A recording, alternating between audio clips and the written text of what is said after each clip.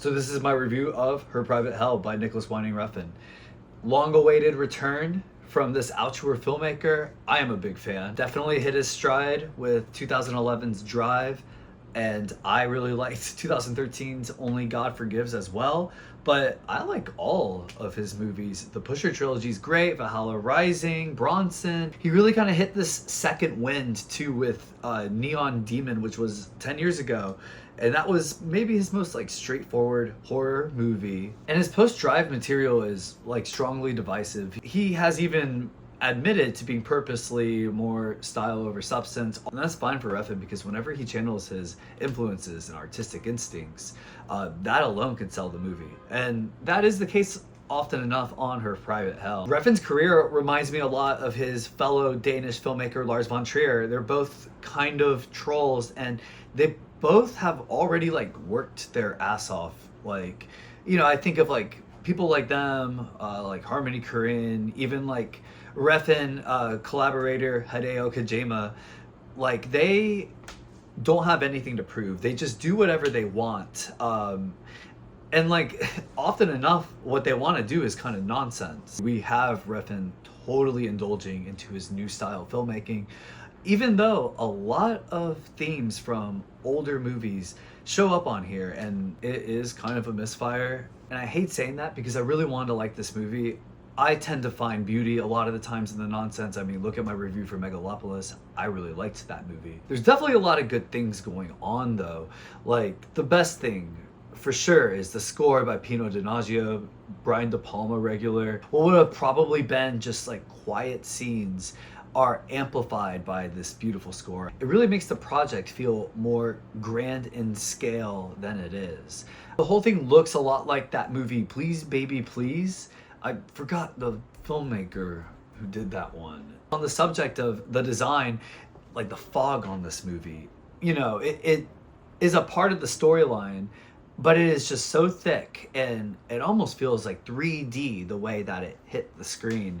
The cast here is also really good. Sophie, Thatcher, and Charles Melton are perfect additions for the Nicolas Refn universe. They play that quiet, brooding character so well, just like Ryan Gosling. And of course, you know, Refn wears his influences on his sleeve, primarily David Lynch, and that is probably like my favorite thing about this movie. Like, the performances on here, they feel so intense, and they feel so dedicated, and with that mixed with a lot of what doesn't make sense here, you know, Refn has his own brand of surrealism, intense and mesmerizing performances, and they're all based on the world that this movie's surrounded in. Aside from sharing a flavor of surrealism, of course, you know, they both have a sense of humor, and they both have this like taste for good-looking people. The graphic violence in the movie, it also feels symphonic. Like, Refn has talked about in the past how like violence in movies means a lot to him. He never misses an opportunity to direct brutality in such a satisfying way. Something also interesting is Refn's characters all deal with the consequences of their actions, and it's on all of his movies, and it's on this one too. There's also his fascination of organized crime. The Yakuza is a part of the plot of this movie, and they were also mentioned in Only God Forgives. They recycle this element of what feels very metaphysical about cutting off one's hands. It's all very fascinating things that he puts on these movies that make him feel almost a little spiritual. So totally, there are a lot of strengths here, but you know, everything else is just really not good. Like, talking about the plot and what this movie's about sounds like such a waste of time. It is really stupid. Any of the themes I really mentioned don't really add up to anything.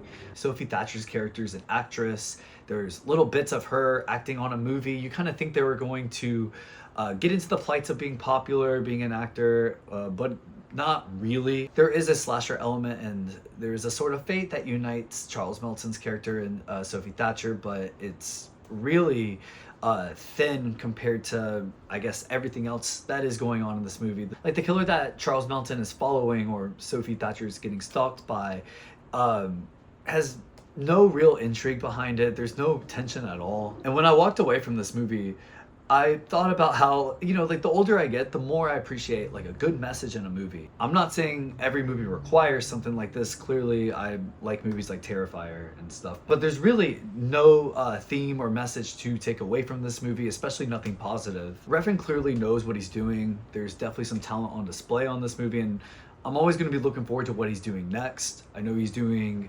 Maniac Cop remake next, and I look forward to that because honestly, man, he just needs to be on a leash. I appreciate him going out of the box for the sake of cinema, but again, this movie is just not made for anybody. I give it a 5.8. Her Private Hell is in theaters everywhere now. It is released by Neon.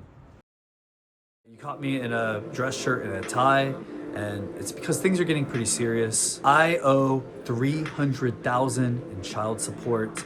Do you have any idea how difficult it is living in New York City, paying for New York City rent, and having to figure out this debt all for some kid? You might be thinking, Doublemint, why don't you just get some day job?